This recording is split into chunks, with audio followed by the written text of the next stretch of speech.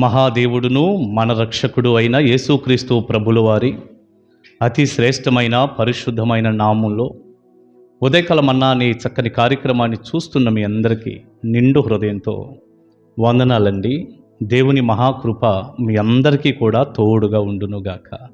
ఎలా ఉన్నారు మీరు? దేవుని కృపలో మీరందరూ క్షేమమే కదా? సంతోషంగా ఉండండి. నమ్మదగిన దేవుడు మిమ్మల్ని దీవిస్తాడు.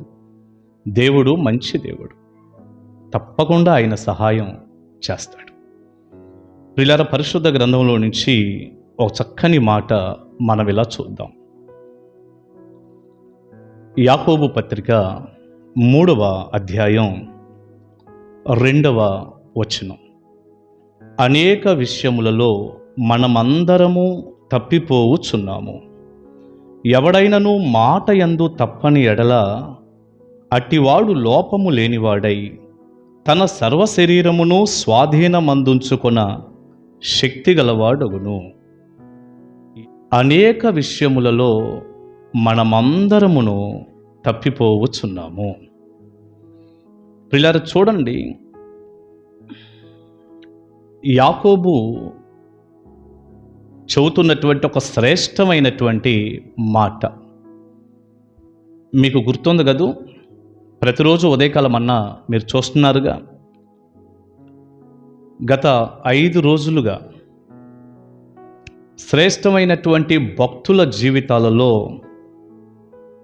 వారు ఎలా వారి యొక్క పొరపాటుల్ని, వారి యొక్క తప్పుల్ని ఎలా గమనించుకుంటూ శరీరంలో ఆ పాప నియమం ఎలా పనిచేస్తుందో, ఎలా లాగుతుందో గమనిస్తూ పశ్చాత్తాపడి సరిచేసుకున్నటువంటి భక్తుల యొక్క వర్తమానాలు 5 రోజులుగా మీరు వింటూ ఉన్నారు.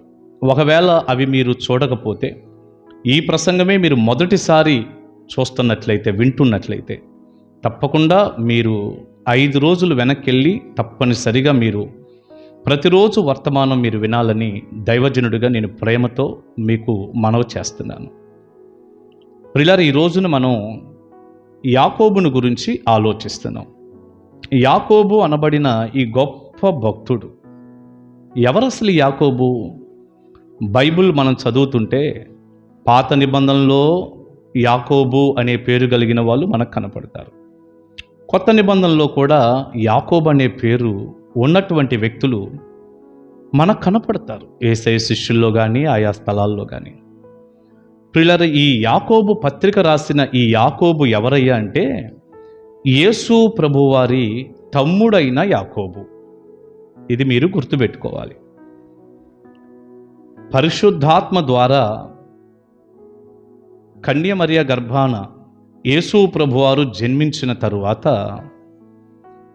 మరొక 6 లేక 7 పిల్లలు యోసేపు మరియమ్మలకు ఉన్నట్లుగా పరిశుద్ధ గ్రంథం తెలియచేస్తుంది.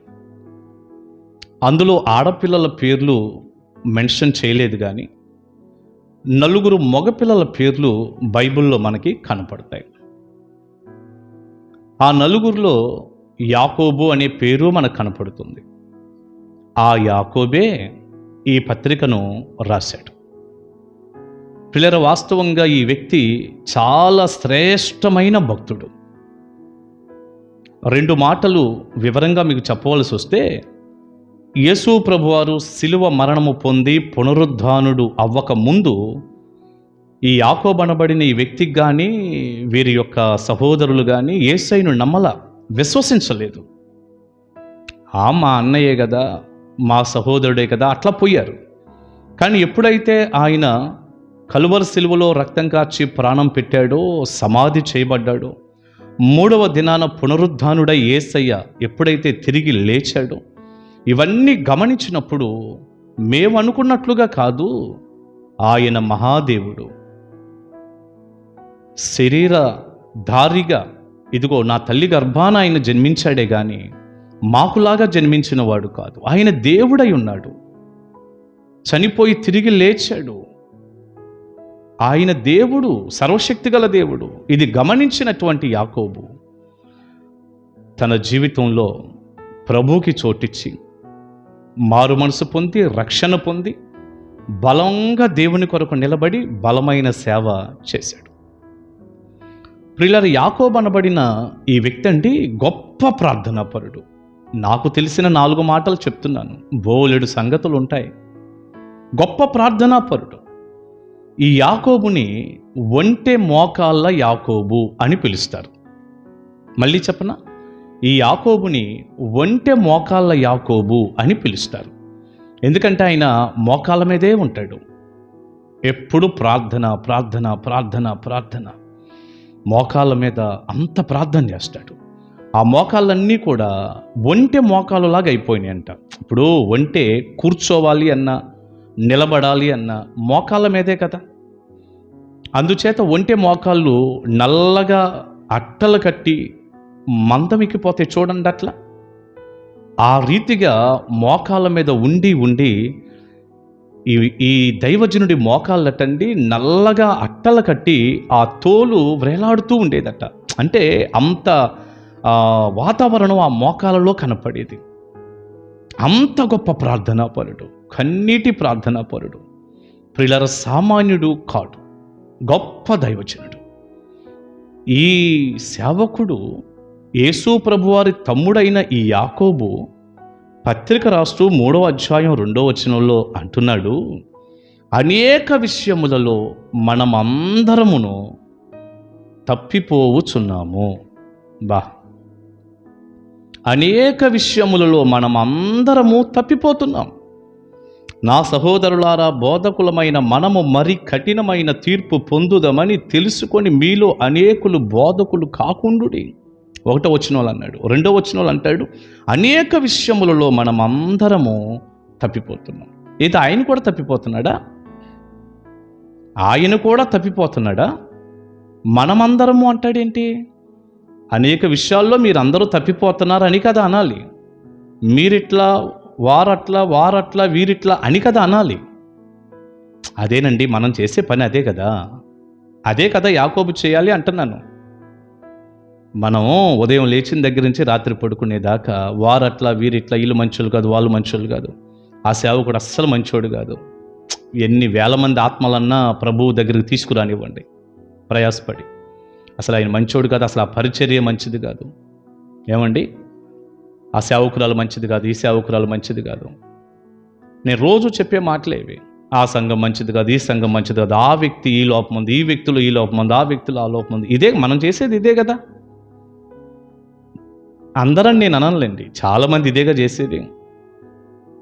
మనల్ని మనం చూసుకోవటం కష్టం కదా, మన గురించి మనం ఆలోచించుకోవటం చాలా ఇబ్బందే కదా. ఇదేగా మనం ఎక్కువ చేసేది. పర్వాలేదు, ఇలా తీర్పు తీర్చేయచ్చు, ఇలా విమర్శించేయచ్చు అనేటటువంటి ఆలోచనలోనే కదా మనం ఉంది. కానీ ఈయన అలా చేయలే.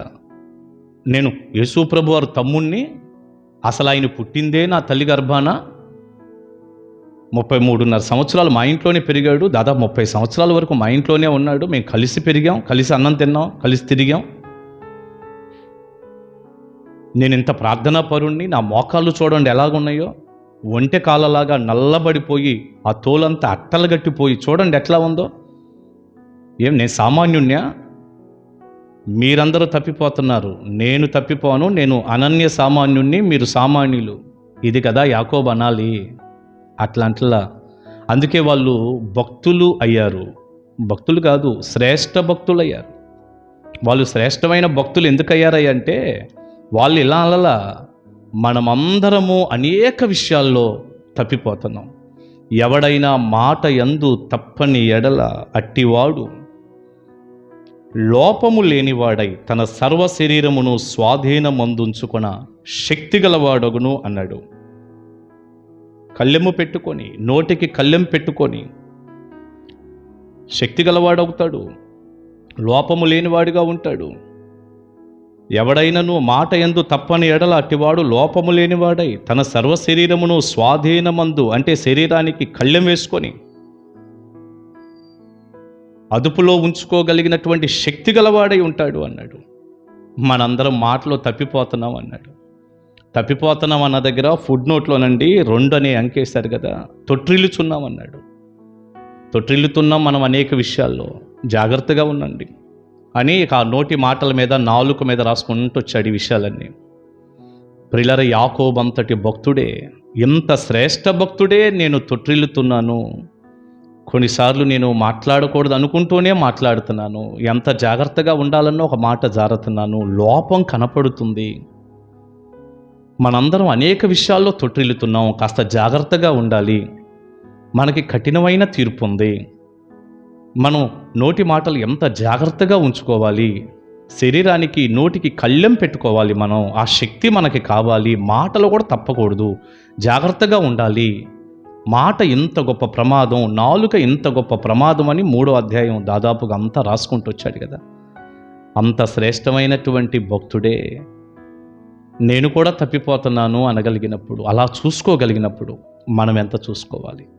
నా మాటలు నేను ముగిస్తున్నాను. ప్రియ దేవుని బిడ్డ, నువ్వు దైవజనుడివైనా, దైవ సేవకురాలువైనా, సంఘ పెద్దవైనా, విశ్వాసివైనా, చిన్నవాడివి, పెద్దవాడివి, స్త్రీ పురుషుడు, నువ్వు ఎవ్వరివైనా సరే దేవుని బిడ్డవే.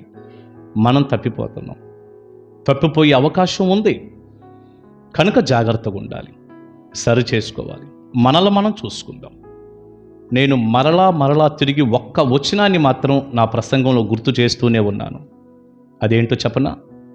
మనలను మనమే విమర్శించుకొనిన ఎడల తీర్పు పొందకపోదుము.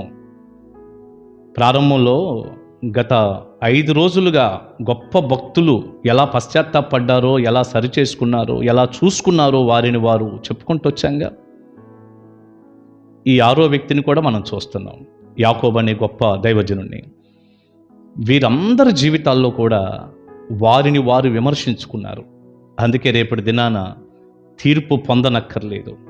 సంతోషంగా దేవుని రాజ్యంలో ఉన్నత బహుమానాలతో వాళ్ళు ఆనందిస్తారు. దయచేసి మనల్ని మనం చూసుకుందాం. ప్రతి చిన్నదాన్ని వాక్యం అనే అద్దం దగ్గర పరిశీలించుకుందాం, చూసుకుందాం, సరిచేసుకుందాం. యేసయ్య రక్తాన్ని ఆశ్రయిద్దాం. నమ్మకంగా జీవిద్దాం. జాగ్రత్తగా ఉందాం. మనమేదో పరిశుద్ధులు, అతి పరిశుద్ధుల్లాగా ఫీల్ అయిపోయి అందరినీ విమర్శించే అలవాటు నుంచి బయటకు వద్దాం. మనల్ని మనం విమర్శించుకుందాం. మనల్ని మనం పరిశీలన చేసుకుందాం. మనల్ని మనం ప్రభు పాదాల దగ్గర పెట్టుకుందాం. యేసయ్య రక్తాన్ని మనం ఆశ్రయిద్దాం. తప్పకుండా లోపాలు కనపడితే వారి కోసం ప్రార్థన చేద్దాం. ఇక దైవ సేవకులుగా మనం వర్తమానం అందించేటప్పుడు తప్పకుండా తప్పును తప్పుగా ఖండిద్దాం, పాపాన్ని పాపంగా చూపిద్దాం. అది ఎవరిలో ఉన్నా సరే. కానీ మనం ఎవరిని విమర్శించొద్దు. వాక్యం ఉన్నది ఉన్నట్టు చెప్దాం. మనల్ని మనం చూసుకుందాం, జాగ్రత్త చేసుకుందాం. యేసయ్య సిలువను, ఆయన రక్తాన్ని, ఆయన యొక్క కృపను మనం ఆశ్రయిద్దాం. నేడో రేపో ప్రభు వస్తున్నాడు. జాగ్రత్త పడదాం, చూసుకుందాం, నేర్చుకుందాం, మార్చుకుందాం. మన జీవితాల్లో మేలు పొందుదాం. దైవాశీస్సులు మీ అందరికీ ఉండునుగాక. ఆమేన్. ప్రార్థన. పరిశుద్ధుడా, ప్రేమగల తండ్రి, వెతబడిని చక్కని సందేశం మీ పిల్లలకు దీవెనకరంగా చేయండి. గత 5 రోజులుగా శ్రేష్టమైనటువంటి భక్తుల్లోనే నాయన వారు ఎంత పశ్చాత్తాపడుతూ వచ్చారో, అవి మా జీవితాలకి ఎంత పాఠాలుగా ఉన్నాయో నాయన మీరు మాట్లాడారు. అందుని బట్టి మిమ్మల్ని స్తుతిస్తున్నాను. ఈరోజు నాయన యాకోబు అనే గొప్ప దైవజనుని మా ముందు పెట్టి మీరు మాట్లాడిన ప్రతి మాటను బట్టి వందనాలు. ఎంతమంది చూసుకొని సరిచేసుకొని నాయన మీ పాదాలు పట్టుకొని మీ కృపను వేడుకుంటున్నారు, వారందరినీ కనికరించండి, సాయం చేయండి. తద్వారా కలిగే అన్ని రకాల మేలులు మీ పిల్లలకి ఇవ్వండి. యేసు నామాని ప్రార్థన మనవులు అడుగుచున్నాను తండ్రి. ఆమేన్. ఆమేన్. God bless you. దేవుని కృప మీ అందరికీ తోడై ఉండునుగాక. ఆమేన్. కలుసుకుందాం ఉదయకాల మన్నాలో.